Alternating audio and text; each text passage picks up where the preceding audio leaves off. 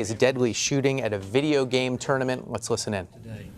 And I'd like to thank again the media for staying engaged with us and assisting in providing again this timely information about this incident yesterday. So as you know, yesterday, just to provide a quick recap, there was a Madden 19 tournament at the Chicago Pizza in the Jacksonville Landing. At about 1:34, we began to receive 911 calls that stated we had people shot inside the Chicago Pizza. Roughly 2 minutes later, officers were on scene at Chicago Pizza inside the landing. Shortly thereafter, businesses in the landing went on lockdown as patrol officers worked to evacuate the landing, and JFRD personnel assisted with victims. The Jacksonville Sheriff's Office bomb squad and SWAT teams arrived on scene and conducted a detailed sweep of the landing to make sure it was safe and secure from other threats. Once that was cleared, our investigative process began.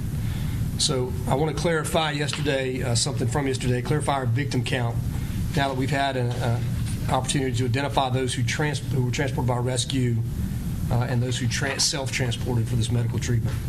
So we have a total of 13 victims, of which 12 were shot. 2 victims were found deceased at the scene. 10 victims were treated at local hospitals for gunshot wounds, and 1 additional victim was treated for a non-gunshot related injury.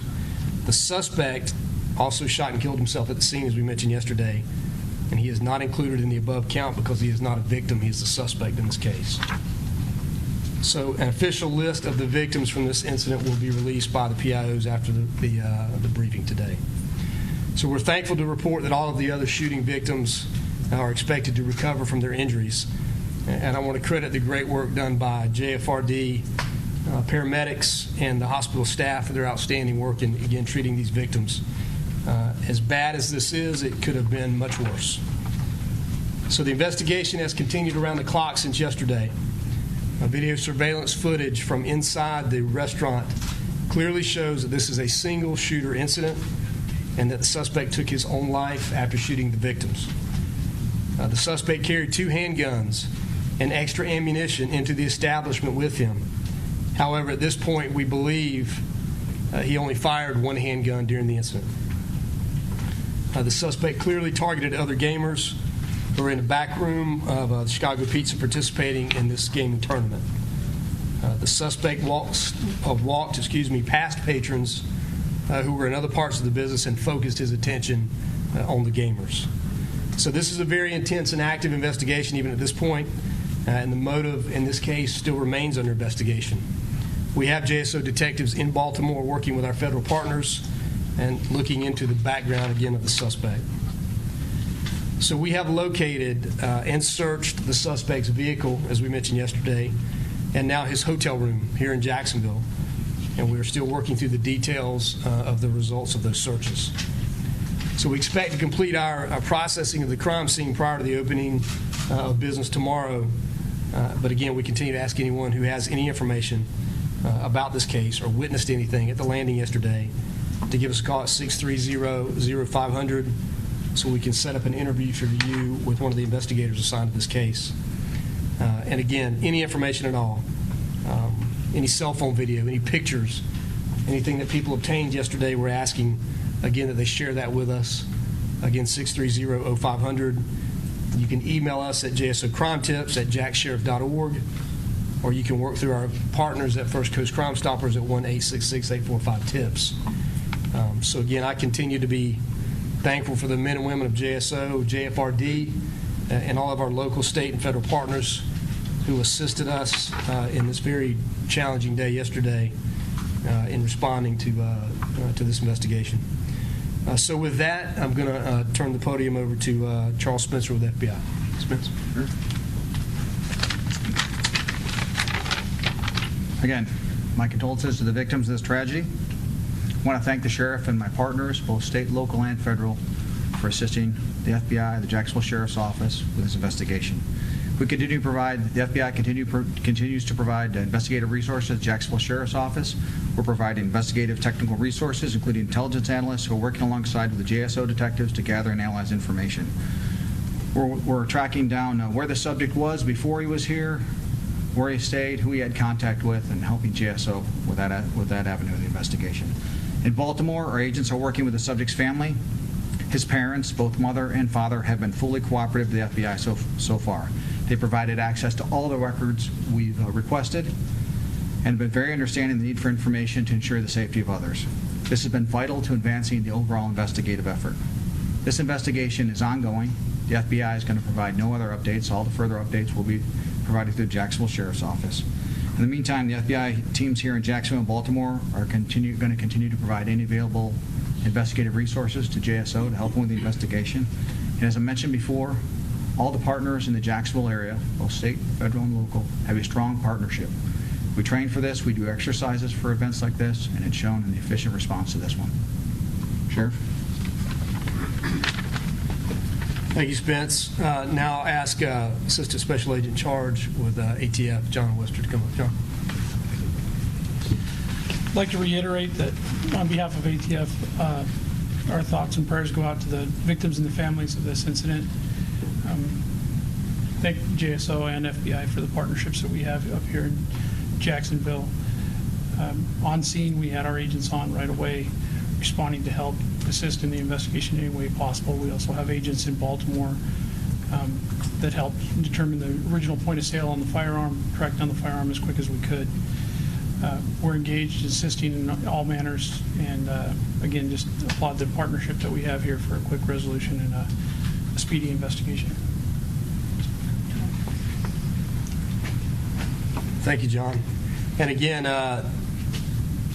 not to beat it up too much, but the partnerships that you see here are what help us be successful in challenging cases like this. So I do want to thank ATF, FBI, our state partners, again, other local partners that helped as well. So with that, listen, this will be our last scheduled briefing on this incident, and we may release additional information, but we don't have anything scheduled as of yet. And we'll keep you posted as things continue to develop, but no other scheduled briefings as of this time. So with that, we'll be able to answer a few questions. Sheriff, what hotel did this young man stay at? Can you tell us that, and can you tell us if he came here alone? So I don't have that information with me. And I don't know that we will release that as of yet. So, but we obviously know that and have searched his room. Where did he purchase these firearms, or how did he get these weapons? So he purchased the firearms in Maryland, in Baltimore. And based on the investigation at this point, he legally purchased the firearms from a licensed dealer and didn't violate any laws in doing that. Did the shooter go back out alone and get his guns, or did he Bridget, go ahead. Did the shooter go back out and get his guns, or did he have them with him the entire time? Do we know that? So at this point, we won't comment exactly on how that flowed, but obviously he had both guns with him when he committed the crime. Did he say anything when he went in to actually begin firing? No, not that we've heard. He didn't say anything. Was there anything found in the car? We know when he would have purchased them. He did buy the guns recently, and I don't have the exact timetable, but John, 2 weeks? It's fairly recently, within the month of August. Sir, was it a 38? Were they both 38? No, it was not a 38 caliber. So one was a 45 caliber, and one was a 9mm. Sheriff, Can you tell us if some kind of laser sight was used? We won't comment on we have searched it, and we have items taken from the hotel room and vehicle, but we won't comment on what that. What do we know about security of the landings? So we'll be looking at that in the days and weeks to come.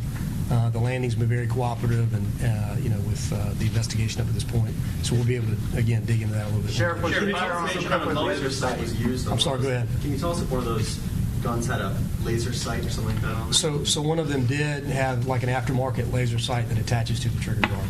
Sheriff, do you know if he came to the city with someone else? Did he travel with someone else? I don't know the answer to that at this point. So. Sheriff, any information on a motive? We heard that he may have been upset that he was eliminated. So there's a lot of conversation about that. We have yet to have a concrete motive reveal itself in the case. We're going to continue, obviously, to work that. That's part of what we're looking at, but we don't have anything that we would stand up here today and tell you that this is the motive. Question for the FBI. Were there any warning signs before, social media posts, anything disturbing that led up to this point of the investigation that you can tell us about? This is still an ongoing investigation. We're exploring all leads, all social media, everything we can. So we're not going to make any comment on it at this point. But we're definitely looking into it. And as the sheriff said, if the public has any information about the subject, have any interaction with the subject prior to it, we'd love to have them pass that information to the sheriff's tip line.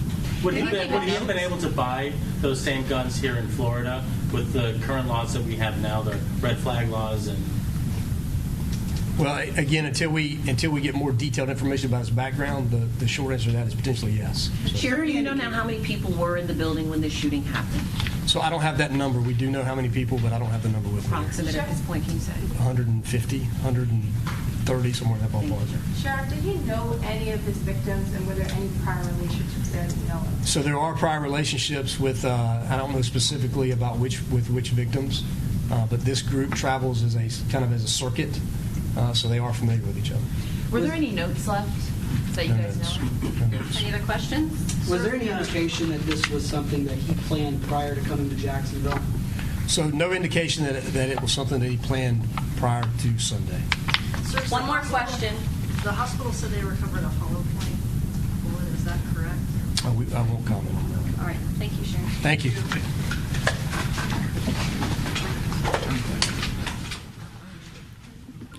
The motive is still under investigation, but authorities say videotape from the scene of that Jacksonville shooting confirms that that man, 24-year-old David Katz, is the suspected shooter who acted alone and specifically sought out gamers with a .45 caliber handgun and 9mm that he had bought just this month. They also confirmed what we thought we saw in the video, a laser sight on one of the victims in the moments before the shooting started. He did have an aftermarket laser sight, authorities tell us in that press conference. Okay, we'll have much more of the day's news after a break. You're streaming CBSN. CBS News, always on.